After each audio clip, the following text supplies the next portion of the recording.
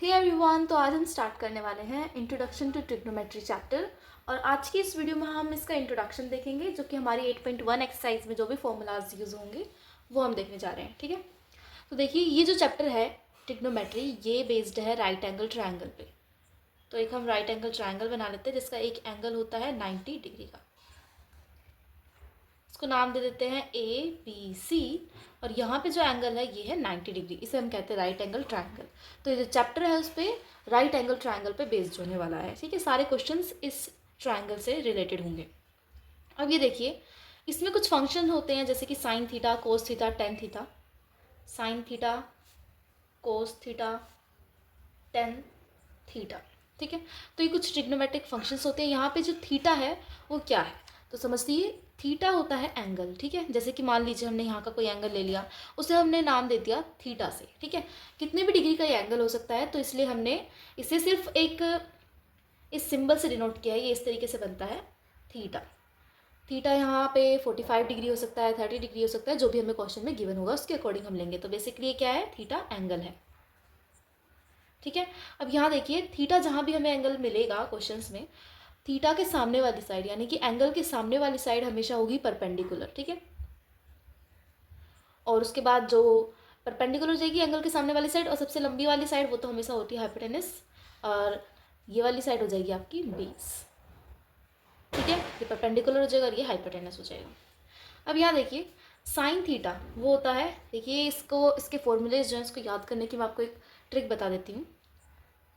पंडित बद्री प्रसाद हर हर बोले। ठीक है, ये आपको एक छोटी सी ट्रिक है, वो याद कर लेनी है। इससे आप इन सब फंक्शंस के जो फॉर्मूलाज हैं वो आसानी से याद कर पाएंगे। ठीक है, तो देखिए पंडित बद्री प्रसाद हर हर बोले। अब यहाँ देखिए ये जो पहला वाला है P डिवाइड में H, ये होता है साइन का फंक्शन। साइन की वैल्यू होती है P/H, और B/H होता है कोस की वैल्यू, और P/B होता है टेन की वैल्यू। ठीक है, तो क्या हो जाएगा साइन की वैल्यू परपेंडिकुलर अपॉन में हाइपोटेनस, कोस की वैल्यू हो जाएगी बेस अपॉन में हाइपोटेनस, और टेन की हो जाएगी परपेंडिकुलर अपॉन में बेस। तो इस तरीके से आप आसानी से याद कर सकते हैं। और भी कुछ फंक्शंस होते हैं साइन ट्रिग्नोमेट्री के, जैसे कि कोसेक थीटा और सेक थीटा, कोट थीटा। ठीक है, अब ये देखिए साइन थीटा का उल्टा होता है कोस थीटा, कोस का उल्टा होता है सेक थीटा, और टेन थीटा का उल्टा होता है कोट थीटा। ठीक है, अब इसका उल्टा कर दीजिए, कैसे होएगा, P/H है तो ये क्या हो जाएगा H अपॉन में P, सिंपल। जैसे कि कोस थीटा है B/H तो ये हो जाएगा H अपॉन में B। जैसे टेन थीटा है P/B, ये हो जाएगा B/P। तो इस तरीके से आप ये छोटे छोटे फॉर्मूलेज याद कर सकते हैं, जो कि अगले वाले नेक्स्ट चैप्टर में भी यूज़ होगा एप्लीकेशंस ऑफ ट्रिग्नोमेट्री में। ठीक है, तो यहाँ से देख लिए साइन का उल्टा कोसेक, कोस का उल्टा सेक, और टेन का उल्टा कोट। अब देखिए नेक्स्ट, साइन थीटा इक्वल होता है, इसके और भी फॉर्मूलेज हैं, 1 डिवाइड में कोसेक थीटा के। ये कुछ मुश्किल नहीं है, बस ये बता रखा है 1 डिवाइड में कुछ भी आ जाए इसका मतलब है उसका उल्टा। तो अभी मैंने बताया आपको कि साइन थीटा होता है P/B, तो कोस थीटा क्या होता है साइन का उल्टा, यानी कि उसका अपोजिट कर दिया।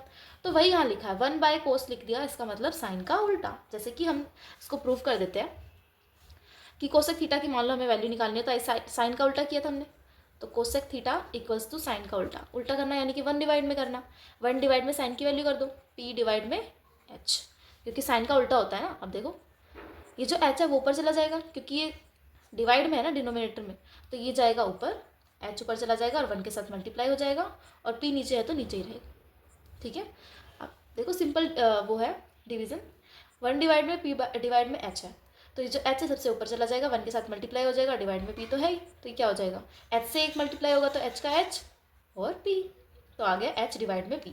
तो कोस की वैल्यू आ गई H/P, क्योंकि कोस होता है 1/साइन। समझ आया, तो इस तरीके से है साइन थीटा हो गया 1/कोसेक। अब देखो यानी कि साइन थीटा इनवर्स है कोसेक का। ठीक है, चलिए अब नेक्स्ट देखते हैं। सिंपल हमें अब क्या कर देना है, साइन की वैल्यू लिखी और साइन किसका इनवर्स है 1 डिवाइड में कोस का। अब यहाँ देखो ये भी ऐसे ही हो जाएंगे, कोस थीटा क्या हो जाएगा 1 डिवाइड में सेक थीटा। ठीक है, अब देखो टेन थीटा क्या हो जाएगा 1 डिवाइड में कोट थीटा। साथ साथ करिए, बहुत ईजी है। ये हो जाएगा कोसेक थीटा, कोसेक थीटा क्या होगा, अब साइन इक्वल था 1 डिवाइड में कोसेक थीटा के, अब कोसेक थीटा क्या हो जाएगा 1 डिवाइड में साइन थीटा। अब इसका देखो सेक थीटा क्या हो जाएगा 1 डिवाइड में कोस थीटा, बस इसका इन्वर्स कर देना है। ऐसे यहाँ कोट का देखते हैं, कोट थीटा ये हो जाएगा 1 डिवाइड में टेन थीटा, सिंपल। तो ये था, ये जो फॉर्मूलेज हैं ये होंगे आपकी 8.1 जो एक्सरसाइज है। फर्स्ट एक्सरसाइज में सारे फॉर्मूलेज जो हैं वो यूज़ होंगे, तो इसको याद करिएगा आप, तभी आपसे 8.1 सोल्व हो पाएगी। तो चलिए इन फॉर्मूलाज पे बेस्ड हम कुछ क्वेश्चंस करके देख लेते हैं।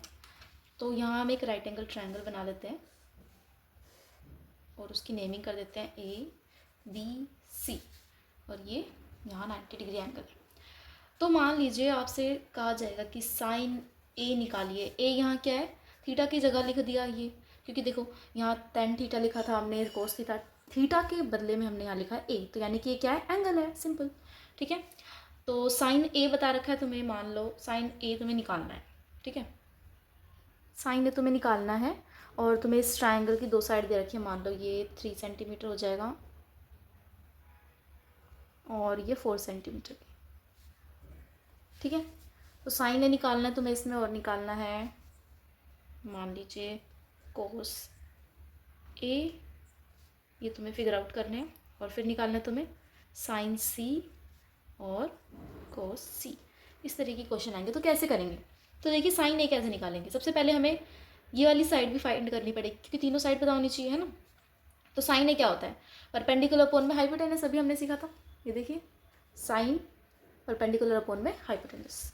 तो सबसे पहले आइडेंटिफाई कीजिए परपेंडिकुलर और हाइपोटेनस दे रखा है कि नहीं। तो ये एंगल, मान लीजिए एंगल दे रखा है उन्होंने, हमने A वाला कंसिडर करना है, इन्होंने स्पेशल बोला है कि साइन A वाला लेना है, तो यहाँ वाला हमें एंगल लेना है। ठीक है, अब एंगल के सामने वाली साइड क्या होती है, परपेंडिकुलर। भाई जिस हिसाब से बोला उस हिसाब से क्वेश्चन सॉल्व करेंगे। तो एंगल ये वाला बता रखा है ए वाला, तो हम ए लेंगे, और इसके सामने वाली साइड, एंगल के सामने वाली साइड कौन सी हो जाएगी हमारी, परपेंडिकुलर हो जाएगी। ठीक है, तो इसके हिसाब से, इस वाले क्वेश्चन के हिसाब से हमारा हो जाएगा ये परपेंडिकुलर, और लॉन्गेस्ट साइज तो होती है हाइपोटेनस, और ये हो जाएगा बेस।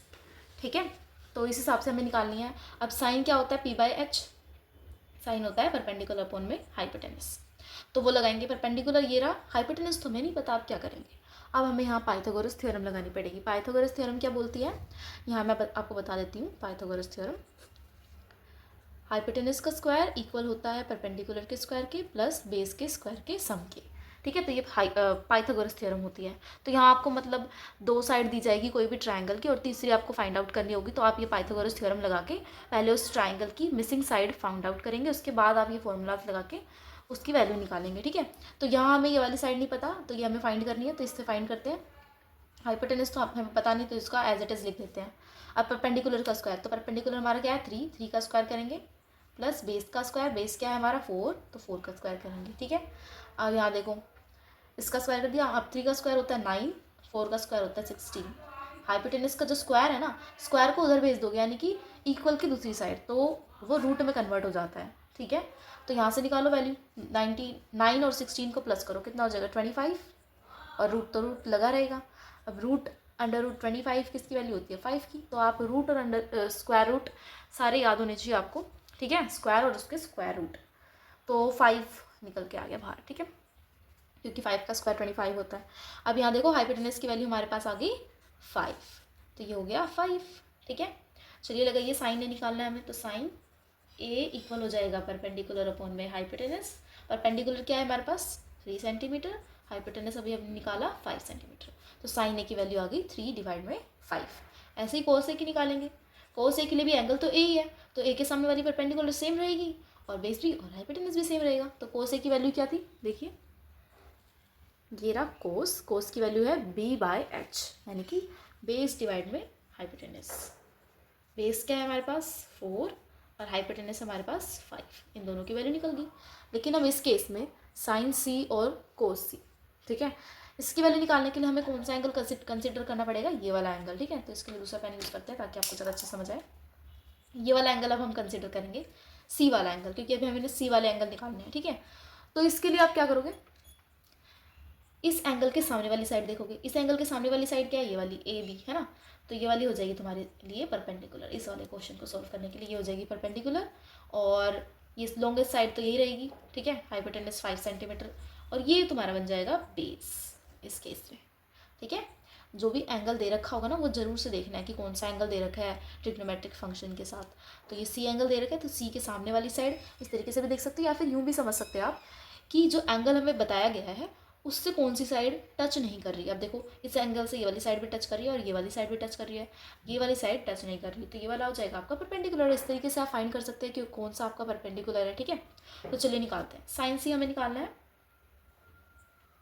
दिख रहा है? हाँ, साइन सी क्या हो जाएगा, अभी हमने देखा परपेंडिकुलर अपॉन में हाइपोटेनस, तो क्या आएगा परपेंडिकुलर इस हिसाब से 4 सेंटीमीटर और हाइपोटेनस तो 5 है। फिर हमें निकालना है कोस सी। कोस सी क्या हो जाएगा, बेस अपॉन में हाइपोटेनस। बेस क्या दे रखा है हमें, बेस हो जाएगा यहाँ 3 सेंटीमीटर और हाइपोटेनस तो 5 सेंटीमीटर है। तो इस तरीके से आप आसानी से क्वेश्चंस को सॉल्व कर सकते हैं। बस आपको थोड़ा सा एंगल का ध्यान रखना है कि कौन सा एंगल दिया गया है उसके हिसाब से ये जो है इसकी वैल्यूज़ चेंज हो जाएगी। नहीं तो सोचो मान लो ये ए सी वी और ए कुछ नहीं दिया होता साइन, ठीक है, तो क्या साइन ए की वैल्यू ये, साइन सी की वैल्यू, अगर आपको पता नहीं होता कि ए और सी लेने से भी कुछ चेंजेस आ सकते हैं, है ना, तो ये इंपॉर्टेंट है, एंगल देखना ज़रूरी है। ठीक है।